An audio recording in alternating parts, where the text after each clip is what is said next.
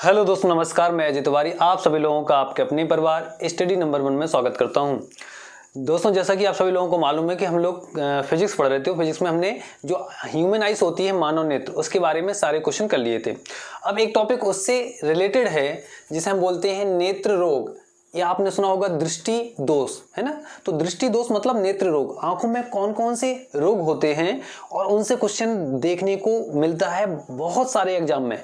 आप कोई भी एग्जाम दोगे, है ना कहीं किसी ना किसी चैप्टर में ये क्वेश्चन देखने को मिल जाते हैं इनसे संबंधित। तो बहुत इंपॉर्टेंट टॉपिक है और आंखों से संबंधित आपके दोनों ही टॉपिक बनते हैं। एक तो आंखों की आइज की बेसिक जानकारी और दूसरा उनसे संबंधित कुछ रोग वगैरह जो हो जाते हैं उनके बारे में जान लो, तो ये आपका पूरा टॉपिक हो जाएगा कंप्लीट। तो हम पढ़ते हैं इनके बारे में बहुत अच्छे से। तो क्या क्या पढ़ना है वो मैं आपको बताता हूं। सबसे पहले हमें देखना है कि एक निकट दूर ये क्या लिखा हुआ है। तो समय कम लगे, कम समय में हम ये वीडियो बनाना चाहते हैं, इसलिए हमने थोड़ा सा लिख लिया था यहाँ। निकट का मतलब है निकट दृष्टि दोष। क्या है? निकट दृष्टि दोष। दूर का मतलब दूर दृष्टि दोष, जरा दृष्टि दोष, अबिंदुकता और वर्णांधता। इनसे संबंधित एक टेबल के द्वारा हम पढ़ा रहे हैं, लेकिन क्वेश्चन कुछ ही बनते हैं। जो जितने भी इंपॉर्टेंट क्वेश्चन बनेंगे हम वो बताते हैं आपको टेबल के द्वारा। सबसे पहले क्वेश्चन बनते हैं कि इन दोनों के आपको इंग्लिश नाम पता होना चाहिए। मैं बता तो आपको पांचों को देता हूं, लेकिन आपको केवल दो का याद करना है, मुख्य रूप से दो का, लेकिन ये तीन का कर सकते हो। तो होता क्या है कि निकट दृष्टि दोष को कभी कभी क्वेश्चन सीधा बनता है कि निम्नलिखित में से किसे मायोपिया के नाम से जाना जाता है। तो आप बोलोगे निकट दृष्टि दोष को ही इंग्लिश में बोला जाता है मायोपिया। दूर दृष्टि दोष को बोला जाता है हाइपरमेट्रोपिया। Hypermetropia, myopia, hypermetropia. जरा दृष्टि दोष को बोला जाता है प्रेसबायोपिया। क्या बोलेंगे? प्रेसबायोपिया।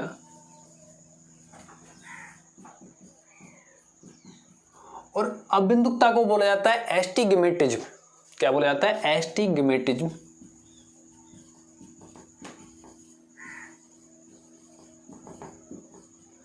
और वर्णांधता को बोला जाता है कलर ब्लाइंडनेस। क्या बोलते हैं?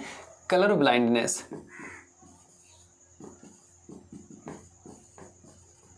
तो बस मैं आपको इतना बताना चाह रहा हूं कि यहां से क्वेश्चन कई बार आए हुए हैं कि मायोपिया के बारे में अगर कभी निकट दृष्टि दोष ना देखे, ऐसा भी पूछ लेता है कि मायोपिया में, है ना, कौन सा मायोपिया के उपचार में कौन सा लेंस यूज करते हैं। तो कुछ भी क्वेश्चन बन सकता है, लेकिन आपको इतना याद जरूर रखना है हिंदी मीडियम वालों को भी कि निकट दृष्टि दोष को मायोपिया के नाम से जाना जाता है और दूर दृष्टि दोष को हाइपरमेट्रोपिया के नाम से जाना जाता है। वाकई के ये क्वेश्चन नहीं बने आज तक, लेकिन आपको याद करना है। तो ए बी 3 कर लेना कि जरा दृष्टि दोष प्रेसबायोपिया, अबिंदुकता एस्टिग्मेटिज्म और वर्णांधता कलर ब्लाइंडनेस। अब हम बात करते हैं परिभाषा की। तो परिभाषा क्या होता है कि मैंने आपको बताया था कि जो आंखों का प्रतिबिंब बनता है, कोई किसी भी वस्तु का प्रतिबिंब आंखों में कहां बनता है, तो आंखों के एक भाग पर जिसको बोलते हैं रेटिना, रेटिना पर प्रतिबिंब बनता है। तो अगर किसी वस्तु का प्रतिबिंब रेटिना पर ना बने, रेटिना पर बन जाएगा तो वस्तु दिखाई देगी हमें, लेकिन रेटिना पर ना बने तो क्या होगा। तो आपको याद रखना है कि यदि किसी वस्तु का प्रतिबिंब रेटिना पर ना बनकर अगर रेटिना से पहले बन जाता है तो उसे कहा जाता है निकट दृष्टि दोष। यदि किसी वस्तु का प्रतिबिंब रेटिना पर ना बनकर रेटिना के पहले बनता है उसे निकट दृष्टि दोष कहा जाता है। और यदि किसी वस्तु का प्रतिबिंब रेटिना पर ना बनकर रेटिना के बाद बनता है तो उसको दूर दृष्टि दोष कहा जाता है। और नाम ही बता रहा है, निकट मतलब निकट बन गया, दूर मतलब रेटिना से भी दूर बना। और यदि किसी वस्तु का प्रतिबिंब कभी रेटिना के पहले और कभी रेटिना के बाद बनता है तो उसे कहा जाता है जरा दृष्टि दोष। ये आपको याद रखना है, ठीक है। और ये मैंने प्रतिबिंब का बनना बता दिया, साथ में आपको इन दोनों को कनेक्ट करके याद कर लेना कि किसी वस्तु का प्रतिबिंब रेटिना के पहले बनता है तो निकट दृष्टि दोष, किसी वस्तु का प्रतिबिंब रेटिना के बाद बनता है तो दूर दृष्टि दोष, और किसी वस्तु का प्रतिबिंब कभी रेटिना के पहले कभी रेटिना के बाद बनता है तो उसको बोला जाता है जरा दृष्टि दोष। तो आपको ये याद रखना है कि प्रतिबिंब किस दृष्टि दोष में किसी वस्तु का प्रतिबिंब कहां बनता है, यहां से क्वेश्चन देखने को मिल जाता है। अब यहाँ पर निकट दृष्टि दोष में परिभाषा इसकी ये है कि आपको ऐसे याद करना है कि नाम लिखा है निकट दृष्टि दोष। ऐसा लग रहा है कि निकट की वस्तु नहीं दिखाई देती होगी, लेकिन होता उल्टा है कि ऐसा दृष्टि दोष जिसमें निकट दृष्टि दोष है। आपको याद रखना है, ऐसा दृष्टि दोष जिसमें निकट की वस्तु तो साफ साफ दिखाई देती है किंतु दूर की वस्तु साफ साफ नहीं दिखाई देती, उसे बोलते हैं निकट दृष्टि दोष। दूर दृष्टि दोष में ऐसा दृष्टि दोष जिसमें दूर की वस्तु तो साफ साफ दिखाई देती है किंतु निकट की वस्तु साफ साफ नहीं दिखाई देती है उसे बोलते हैं दूरदृष्टि दोष।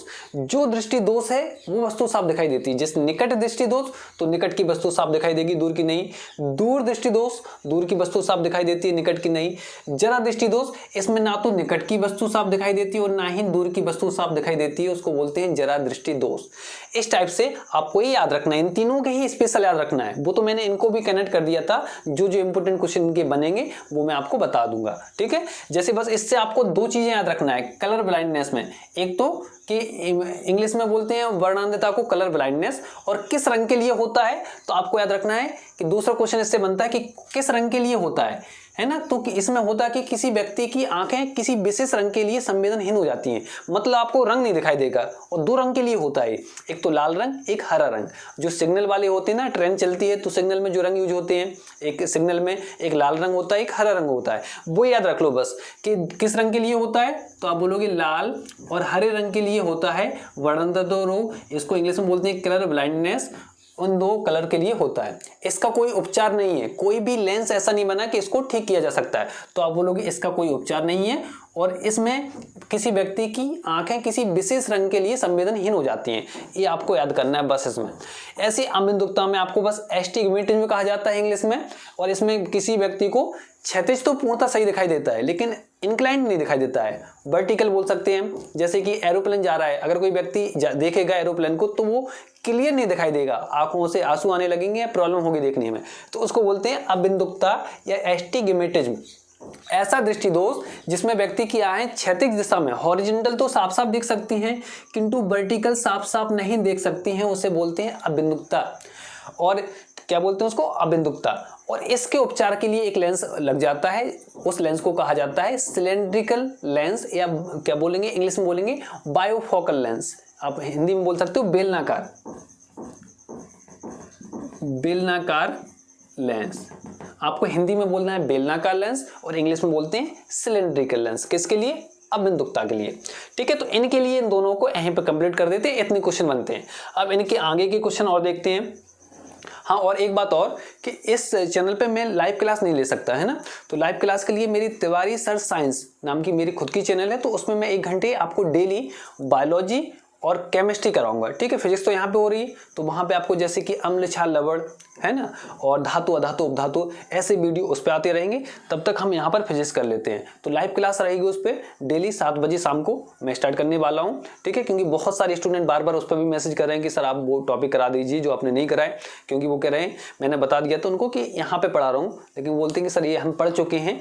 तो उनको मैं ये वीडियो बना चुका था, तो जो वीडियो रह गए हैं उस पर तो मैं उस पर बता रहा हूँ। तो आपको फिजिक्स केमिस्ट्री बायोलॉजी एक साथ हो जाएगा, और मैं गारंटी दे रहा हूँ एक बार पढ़ के देख लीजिए आप, आपको कॉन्सेप्ट के साथ बहुत अच्छे से समझ में आ जाएगा। और आप ऐसे सॉल्व करोगे, आप कोई भी क्वेश्चन आ जाए, चाहे न्यूमेरिकल हो चाहे कुछ हो, आपको ऐसा लगेगा कि आप ये मान लीजिए 1 या 2 क्वेश्चन ही मुश्किल से आपके गलत होंगे। अगर आपने सारी वीडियो देख ली तो आपके फुल में फुल मार्क्स आ सकते हैं।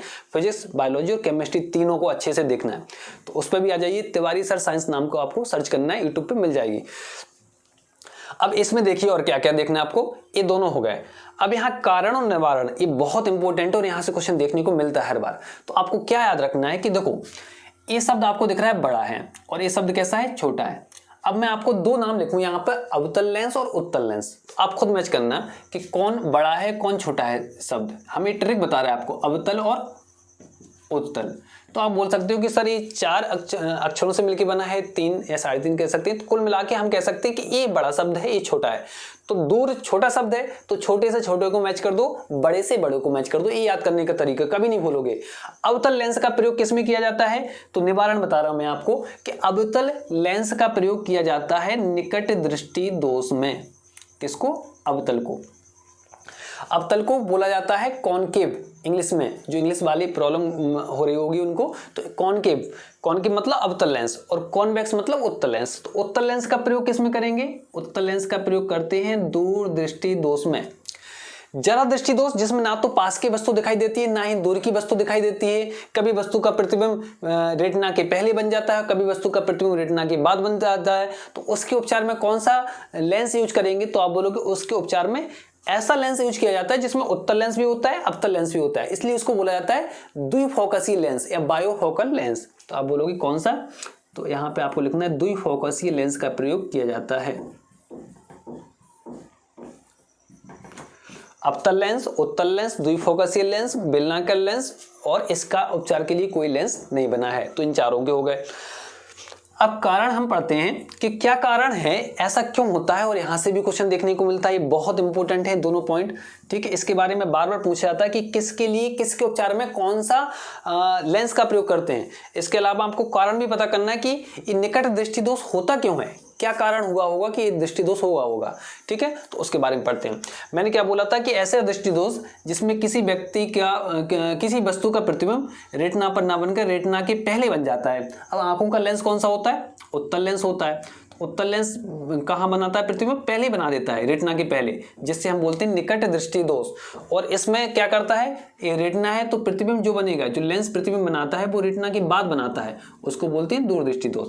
तो इसका मतलब क्या है, इसका मतलब आप कह सकते हो कि क्या आप बोलोगे लेंस की फोकस दूरी घट जाती है ना। कारण क्या है, लेंस की फोकस दूरी का घटना। आंखों का जो लेंस है अगर उसकी फोकस दूरी घट जाती है तो निकट दृष्टि दोष होता है, और उसकी फोकस दूरी बढ़ जाती है तो दूरदृष्टि दोष होता है। ये आपको याद रखना है, ठीक है। क्या बोला मैंने कि लेंस की फोकस दूरी का घट जाना, लेंस की फोकस दूरी, लेंस की फोकस दूरी का घट जाना। अगर लेंस की फोकस दूरी घट जाती है तो कौन सा दृष्टि दोष होगा, तो आपको याद होना चाहिए निकट दृष्टि दोष। और अगर लेंस की फोकस दूरी बढ़ती है तो कौन सा दृष्टि दोष होगा, तो आप बोलोगे अगर लेंस की फोकस दूरी बढ़ जाती है तो हो जाएगा दूर दृष्टि दोष।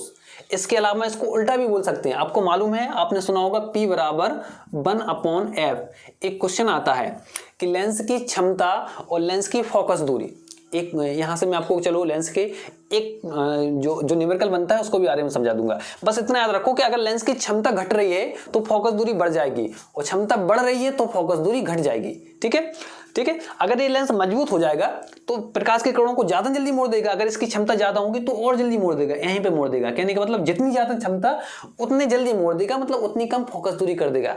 तो अभी मैंने बोला कि लेंस की फोकस दूरी घट रही है, निकट दृष्टि दोष। या उल्टा भी कह सकता हूं कि लेंस की क्षमता या लेंस की गोलाई,